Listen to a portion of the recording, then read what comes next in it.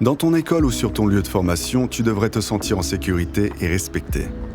Mais malheureusement, ce n'est pas toujours le cas et tu peux être la cible de harcèlement-intimidation entre élèves.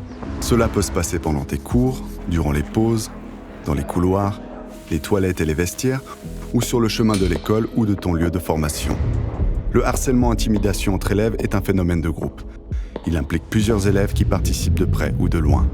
Il peut s'agir de violences verbales, voire physiques, qui visent une personne de manière répétée et dans la durée. Face au groupe et à la pression exercée, la personne ciblée ne peut pas se défendre. Ce n'est pas comme un conflit qui est d'habitude une situation temporaire où chacun peut s'exprimer et se retirer quand il le souhaite. Le harcèlement-intimidation peut prendre différentes formes. La personne qui en est la cible peut subir des moqueries, rumeurs, humiliations et remarques insultantes, être ignoré, exclu et isolé par les autres élèves, être bousculé, frappé, enfermé, subir des menaces.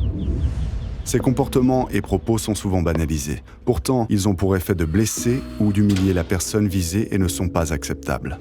Le phénomène peut être amplifié avec des appels, des messages, des photos ou des vidéos envoyées via les réseaux sociaux, les plateformes de jeux vidéo et les applications de messagerie. On parle alors de cyberharcèlement-intimidation qui ne se limite plus aux lieux et aux heures de cours, mais se poursuit en ligne.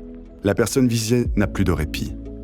En la plaçant dans une situation de stress et d'insécurité, le harcèlement-intimidation peut la pousser à perdre progressivement confiance en elle et à mettre en danger sa santé physique et psychique, voire remettre en question son parcours de formation.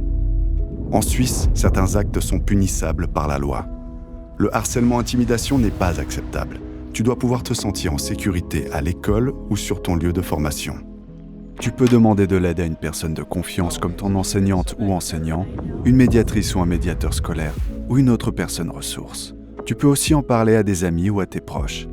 L'important, c'est que tu ne restes pas seul avec cette situation. Sur ciao.ch, tu peux t'exprimer et poser tes questions.